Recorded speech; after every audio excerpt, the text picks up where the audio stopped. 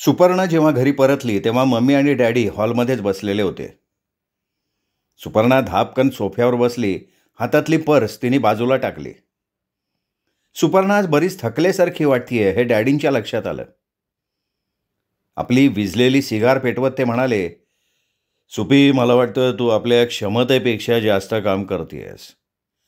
छे छे, तसं काही नाही आहे डॅडी. सोफ्यावरनं किंचित मान उचलून डॅडींकडे बघत सुपर्णा म्हणाली, पण तू आज जरा जास्तच थकल्यासारखी वाटतेयस. चेहरासुद्धा काहीसा उतरल्यासारखा वाटतोय. काय झालंय? थोडंसं डोकं जड झालंय, बाकी काही नाही. 2 ॲस्प्रोच्या गोळ्या घेतल्या की बरं वाटेल. आणि तशीही मी आजकाल फार आनंदात आहे डॅडी. तुम्ही उगीचच माझी काळजी करताय. सुपी. एवढा वेळ गप्प असलेल्या मम्मीनं अचानक विचारलं, सगुण तुला आवडलाय? हाच प्रश्न विचारण्यासाठी डॅडी पार्श्वभूमी तयार करत होते, पण मम्मीनी सरळ तो प्रश्न विचारूनच टाकला होता. म्हणजे काय मम्मी? झटक्यात सोफ्यावर नीट बसत सुपर्णा मम्मीकडे बघत म्हणाली, जर तो मला आवडत नसता तर मी त्याच्याबरोबर मैत्री केली असती का? आणि आवडण्या न आवडण्याचा हा प्रश्न तू आत्ताच का उपस्थित केलायस? सुपर्णा भडकली होती. हे बघ सुपी, तुझ्या मम्मीच्या बोलण्याचा अर्थ. पण डॅडींचं बोलणं मध्येच तोडत सुपर्णा काहीशा उत्तेजित स्वरात म्हणाली, डॅडी, मम्मीच्या बोलण्याचा अर्थ माझ्या चांगलाच लक्षात आलाय. शमाला कधी तिने असला प्रश्न विचारला नाही. शमा स्वतंत्र राहते. अनेक पुरुषांशी तिची मैत्री आहे. शमाला कधी तिने याबद्दल एका शब्दानं तरी विचारलं का? पण मला विचारलं, कारण मम्मी अजून मला लहान मुलगी समजतीये. तिला वाटतंय मला काही समजत नाही, मी बिनडोक आहे, मी बुद्धू आहे. अगं नाही, तसं नाही सुपी, मम्मी तिला समजावणीच्या स्वरात म्हणाली. हे बघ सुपी, तुला अजून या जगाचा अनुभव नाहीये. इथे चालताना प्रत्येक पाऊल सांभाळून टाकावं लागतं, विशेषतः तुझ्यासारख्या मुलीला. माझ्यासारख्या मुलीला? मम्मी, अगं स्पष्ट शब्दात सांग ना, माझ्यासारख्या लंगड्या पांगड्या मुलीला. नाही नाही, तसं नाही आहे सुपी. हे बघ, डॅडींनी बोलण्याचा प्रयत्न केला, पण सुपर्णा आता काही ऐकून घ्यायच्या मनस्थितीत नव्हती. ती कमालीची उत्तेजित झाली होती. नाही डॅडी, मला सगळं काही समजतं. मी तुमची आश्चर्यित आहे ना. माझ्यासारख्या लंगड्या मुलीची जबाबदारी तुमच्यावर आहे ना, म्हणूनच तुम्ही. हे बघ सुपी, तू राईचा पर्वत करतेस. मला सांग सुपी, मी तुला असं काय बोलले की तू एकदम भांडायला उठल्यासारखी झालीस? मम्मीच्या त्या बोलण्यानं पुन्हा सुपर्णाचा पारा चढला. हो, मी मूर्ख आहे, मी बॅक्कल आहे, मी भांडकुदळ आहे. राईचा पर्वत करायची मला सवय आहे. बस झालं समाधान. असं म्हणत ती ताडकन सोफ्यावरनं उठली. तरा तरा चालत आपल्या खोलीत निघून गेली. तिने आपली सुटकेस काढली. आपल्या काही आवश्यक त्या वस्तू आणि कपडे त्या सुटकेसमध्ये ती भराभरा कोंबायला लागली. तेवढ्यात तिच्या मागोमाग डॅडी खोलीत आले. सुपर्णाच्या खांद्यावर हात ठेवत मृदू स्वरात म्हणाले, सुपी, तू समजूतदार आहेस. तुझी मम्मी काही बोलली असेल तर ते तुझ्या भल्यासाठी ती बोलली असेल. ठीक आहे ना डॅडी, मम्मी माझ्या भल्यासाठी बोलली असेल, पण मी आता तुम्हा लोकांवर भार होऊन राहणार नाही. मी आत्ताच्या आत्ता इथून जाणार आहे. कुठे जाणार आहेस तू? डॅडींनी शांतपणे विचारलं. मी मी सगुणकडे जाणार आहे. डॅडी, तुमचा माझ्यावर विश्वास आहे ना? सुपर्णा आता अतिशय उत्तेजित अवस्थेत आहे. तिला अधिक काही छेडणं योग्य होणार नाही हे डॅडींच्या लक्षात आलं होतं. आणि खरोखर डॅडींचा सुपर्णावर विश्वास होता. सगुणकडे ती जात असली तरी तिच्या हातून गैर काहीही घडणार नाही याची त्यांना खात्री होती. सुपी, मी कधीही कोणाच्या व्यक्तिगत जीवनात हस्तक्षेप केलेला नाही, आजही करणार नाही. तुला जे योग्य वाटत असेल ते कर, पण दर रविवारी मात्र इथे यायचं, तुझ्या मम्मीला भेटायचं. मनात कसलीही कटुता न ठेवता, एवढंच मी तुला सांगतो. एवढं बोलून डॅडी शांतपणे पुन्हा हॉलमध्ये येऊन बसले. त्यांचा स्वतःवर असलेला संयम खरोखर आश्चर्यकारक होता. हॉलमध्ये येऊन जणू काही घडलंच नाही अशा प्रकारे त्यांनी आपलं पुस्तक उघडलं, वाचायला सुरुवात केली. त्यांच्यानंतर अगदी 5च मिनिटांनी सुपर्णा आपली सुटकेस घेऊन हॉलमध्ये आली. तिनेही आता स्वतःला बरंच सावरलं होतं. तिचा चेहरा आता विलक्षण शांत दिसत होता. मम्मी, मी जातीये. तुझ्या बोलण्यामुळे मी चालली आहे असं काही समजू नकोस. मी दर रविवारी तुला भेटायला येत जाईन. सुपर्णा म्हणाली आणि मग डॅडींकडे वळून तिने विचारलं, डॅडी मी निघू? मी तुला कारमधनं सोडू का? नाही नको डॅडी, रात्र बरीच झाली आहे, मी टॅक्सी करून जाईन. सुभद्रानं सुपर्णाच्या हातातली सुटकेस घेतली. सुपर्णाबरोबर ती खाली आली. डॅडींनी टॅक्सी स्टँडला फोन करून टॅक्सी बोलावली होती. सुभद्राच्या दृष्टीनं ही फार मोठी घटना होती. ती कल्पनाही करू शकत नव्हती की एक तरुण मुलगी लग्नाशिवाय एका पुरुषाकडे राहायला चालली आहे आणि त्या मुलीचे आईबाप तिला अडवत नाही आहेत. पण मोठ्या लोकांच्यात हे चालतं, कारण त्यांना बोलणारं विचारणारं कोणी नसतं.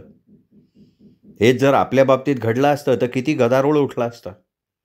लोकांनी किती तोंडांनी आणि काय काय बोललं असतं. सुपर्णानं सुभद्राच्या हातातली सुटकेस घेतली आणि ती टॅक्सीत बसली. अच्छा सुभद्रा, मी रविवारी येत जाईन. डॅडी मम्मींकडे लक्ष ठेव. सुभद्राच्या डोळ्यात पाणी तरळलं. न बोलताच तिने फक्त मान हलवली. सुपर्णानं ड्रायव्हरला इशारा केला. जवळजवळ 12-12:30च्या सुमाराला सगुण आला. तोपर्यंत सुपर्णा सगुणच्या बंद दाराच्या बाहेर सुटकेसवर बसून राहिलेली होती. सुपर्णाला एवढ्या रात्रीची अशी आपल्या दारात बसलेली बघून तो आश्चर्यचकित झाला. मग त्याचं लक्ष तिच्या सुटकेसवर गेलं. काय झालंय सुपर्णा? नाही काही नाही सगुण, मी तुझ्याकडे राहणार आहे. तुझी हरकत नाही ना? नाही माझी काही हरकत नाही, पण झालंय काय? तू अशी एवढ्या रात्रीची? दरवाजा उघडत सगुणनं विचारलं. नाही झालं काही नाही, मी काही दिवस स्वतंत्र राहण्याचा निर्णय घेतलाय. तू माझा मित्र आहेस. तुझ्यावर विश्वास ठेवून मी तुझ्याकडे आली आहे. अगं तू माझ्यावर विश्वास टाकलास हेच माझ्या दृष्टीनं खूप आहे. तुझ्या विश्वासाला तडा जाईल असं मी काहीही करणार नाही. मी बाहेरच्या खोलीत झोपतो, तू आतल्या खोलीत झोप. रात्र बरीच झाली आहे, उद्या या विषयावर बोलू आपण. सगुणच्या त्या बोलण्यानं सुपर्णाचा त्याच्यावरचा विश्वास अधिकच दुणावला होता. सुपर्णा नको नको म्हणत असताना त्यांनी कॉटवरची गादी काढली, ती आतल्या खोलीत पसरली. मग मधलं दार बंद करून तो बाहेरच्या खोलीत आडवा झाला. सुपर्णाला त्या रात्री बऱ्याच उशिरानं झोप लागली. सगुणला बऱ्याच उशिरापर्यंत झोपून राहण्याची सवय होती.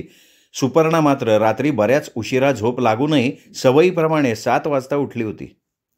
आपलं स्नान वगैरे उरकून तिने चहा बनवला. किचनमध्ये मिल्क पावडरचा डबा होता, त्याचं दूध तयार करून तिने चहा गाळला.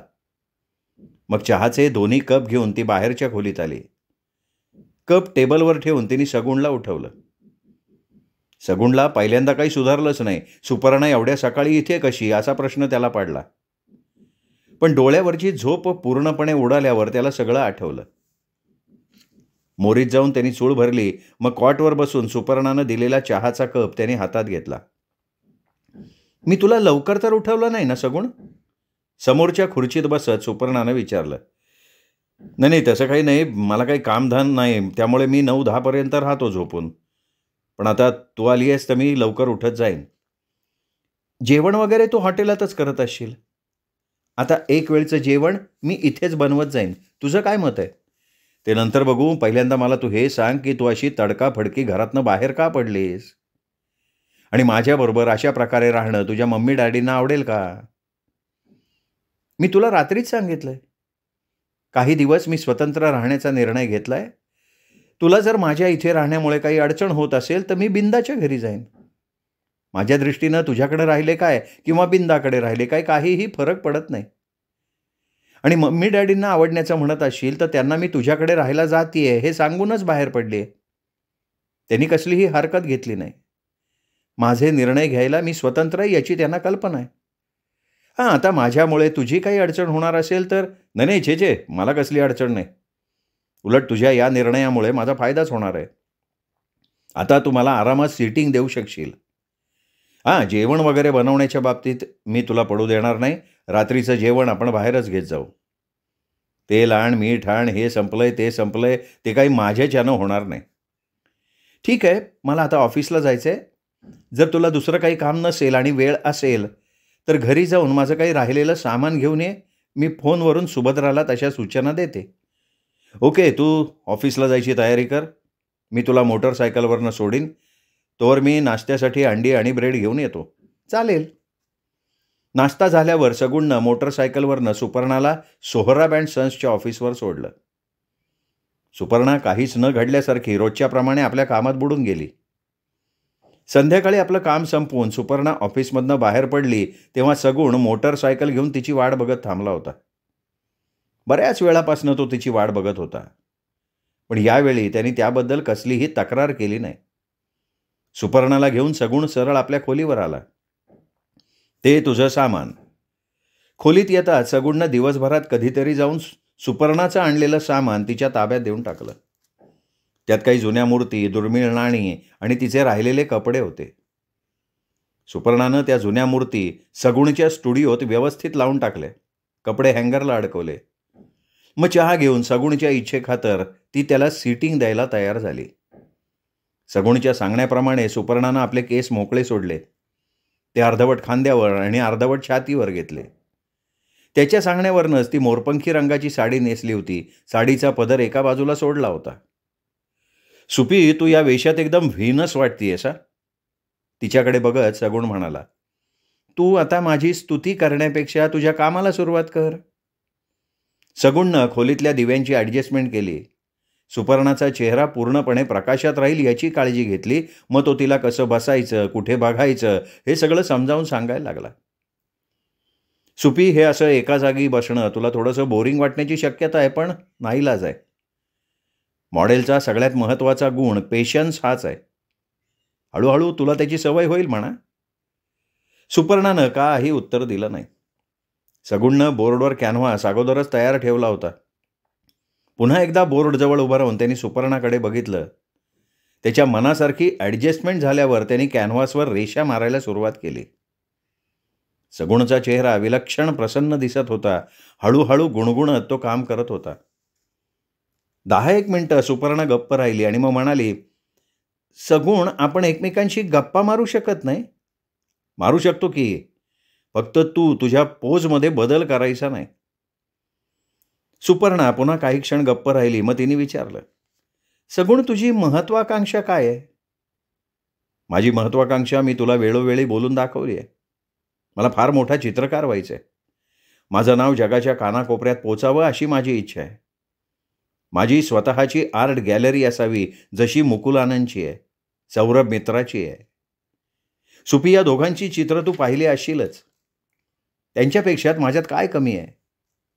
पण आज त्यांच्याकडे स्वतःची आर्ट गॅलरी असल्यामुळे ते स्वतःच्या चित्रांचं प्रदर्शन भरवू शकतात.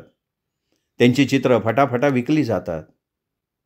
स्वतःची आर्ट गॅलरी असणं हे आजकाल प्रतिष्ठेचं आणि त्या चित्रकाराच्या मोठेपणाचं लक्षण मानलं जातं.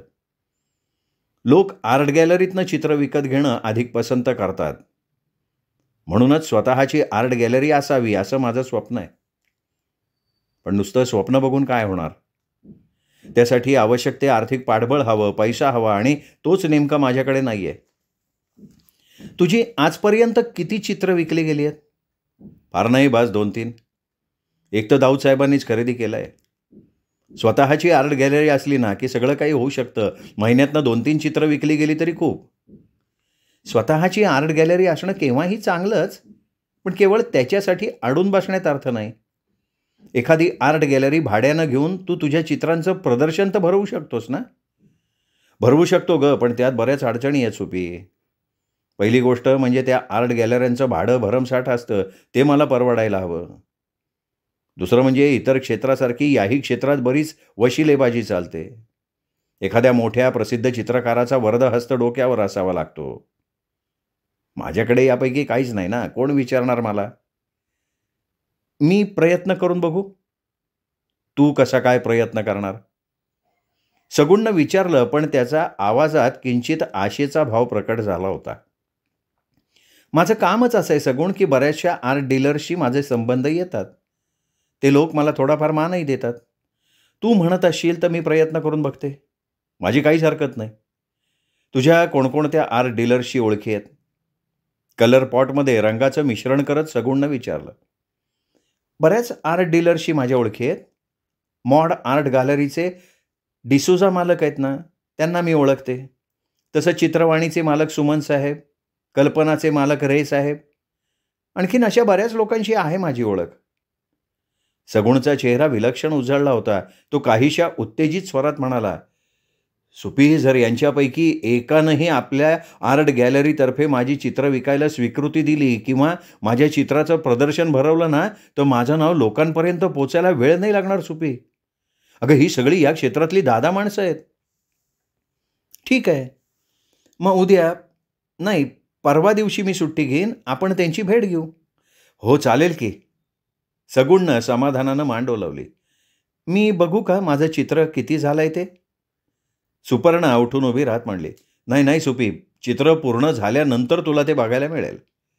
असं म्हणत सगुणनं कॅनव्हासवर पडदा टाकला. रात्रीचं जेवण घेण्यासाठी दोघंही बाहेर पडले. रात्रीची मुंबई दिव्यांनी झगमगत होती. रंगीबेरंगी निऑन साईनच्या जाहिराती, रस्त्याच्या दुतर्फा असलेल्या स्ट्रीट लाईटची एका सरळ रेषेत दिसणारी देखणी रांग, हे सगळं बघताना मन कसं फुलून येत होतं. सगुण चालता चालता तिच्याशी मुंबईच्या देखणेपणाबद्दल, भव्यपणाबद्दल बोलत होता. आज तो विशेष खुशीत असल्यासारखा दिसत होता. एका बी ग्रेडच्या हॉटेलात जेवून ते पुन्हा परत घरी आले.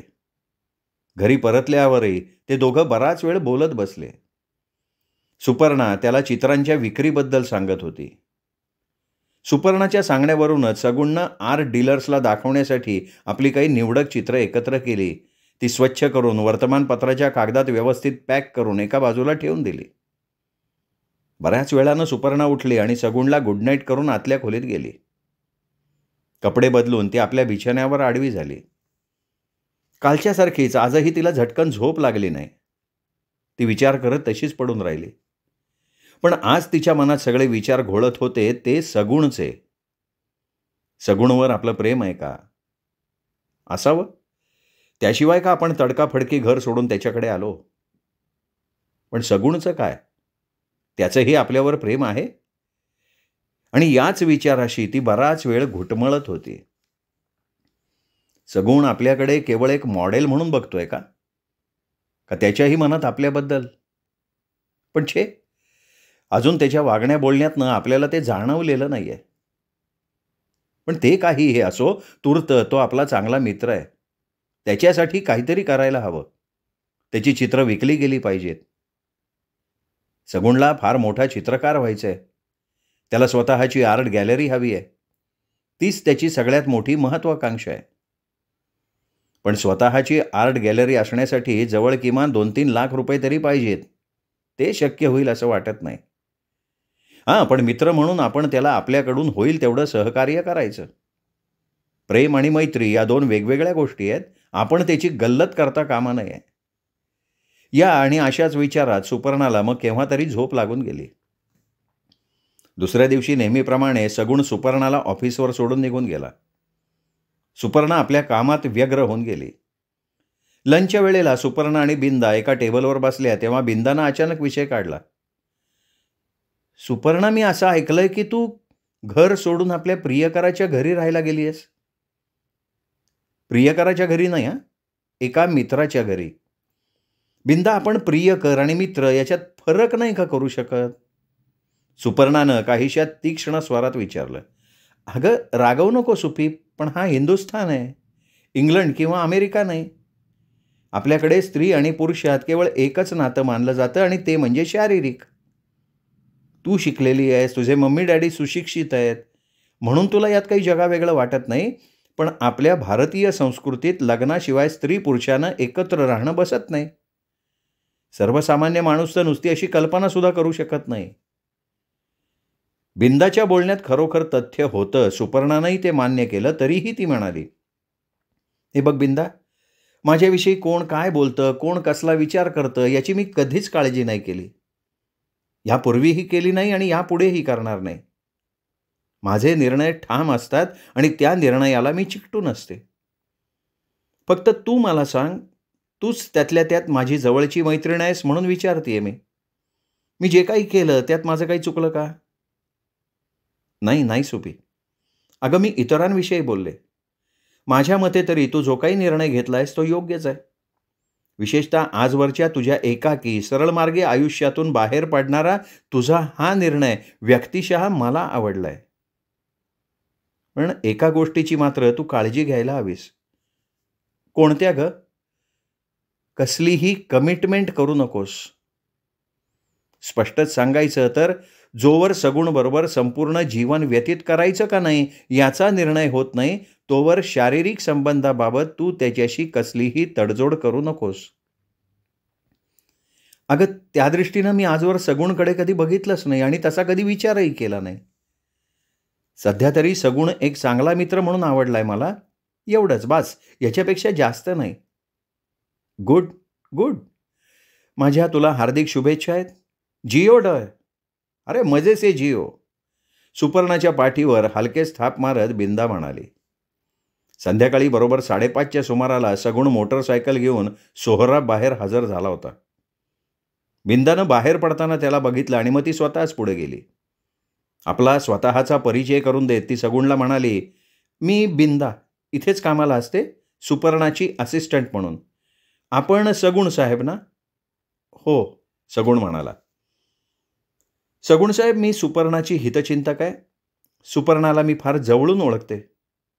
आपण फार भाग्यवान आहात सगुण साहेब. सुपर्णानं मित्र म्हणून आपली निवड केली आहे. पण तिच्याशी वागताना जरा सावधपणे वागा. ती अतिशय परखड, स्पष्ट मताची, सरळ मार्गी मुलगी आहे, पण तेवढीच ती सेंटिमेंटल आहे. कळत नकळत ती दुखावली जाईल असं तिच्याशी वागू नका.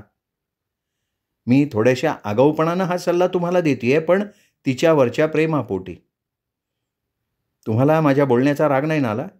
नाही, छे, मुळीच नाही. मी तुमची भावना समजू शकतो. सगुण अतिशय नम्रपणे म्हणाला. थँक्यू. सुपर्णाला अजून किती वेळ लागेल? येईल ती इतक्यात. आणखीन एक विनंती. मी तुम्हाला असं काही म्हणाले हे तिला सांगू नका. तिला ते आवडणार नाही. Never mind. बिंदा नावाची कुणी मुलगी इथे कामाला आहे हे मला माहिती आहे, हे सुद्धा मी तिला सांगणार नाही. Thanks again. अच्छा. बिंदा निघून गेल्यावर 5च मिनिटांनी सुपर्णा बाहेर पडली. सगुणकडे बघून प्रसन्नपणे हसली.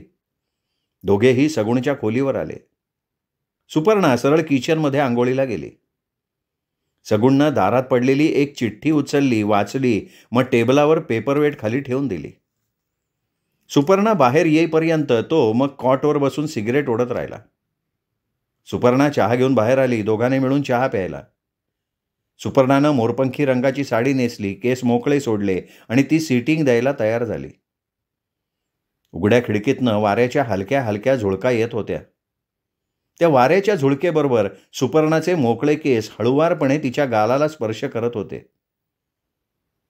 टेबलावर ठेवलेली पेपरवेटच्या खालची चिठ्ठी सुद्धा वाऱ्याच्या झुळकेबरोबर फडफडत होती. सगुण काहीही न बोलता सुपर्णाचं पोर्ट्रेट रंगवत होता. खोलीत एक प्रकारची नीरव शांतता पसरली होती. रात्री 8 वाजता सगुणनं काम बंद केलं, मग दोघेही बाहेर पडले. सगुण आज नेहमीपेक्षा जास्त गंभीर आणि गप्प वाटत होता. सुपर्णाच्या प्रश्नाला तो हां हूं या पलीकडे उत्तर देत नव्हता. जेवण करून परत आल्यानंतर सुद्धा सगुण गपचूप सिगरेट ओढत बसून राहिला होता. सगुण, उद्या मी सुट्टी घेतली आहे. उद्या आपल्याला आर्ट गॅलरीच्या मालकांना भेटायला जायचंय. डिसूझाला फोन करून मी अपॉइंटमेंट फिक्स करून ठेवली आहे. ठीक आहे. सगुणनं संक्षिप्त उत्तर दिलं. सगुण, आज तू एवढा गप्प का? शेवटी न राहून सुपर्णानं विचारलं. नाही, काही नाही. सगुणनं सिगरेट ॲस्ट्रेट टाकली. सुपर्णानंही मग त्याला अधिक छेडलं नाही. उद्याच्या कल्पनेनं तो काहीसा अस्वस्थ झालेला असावा असं तिला वाटलं. सगुणला गुड नाईट करून ती आतल्या खोलीत निघून गेली. श्रोते हो, हा होता सुरेश वैद्य लिखित कठपुतळी या कादंबरीचा 11वा भाग, 12वा भाग उद्या. तोपर्यंत नमस्कार.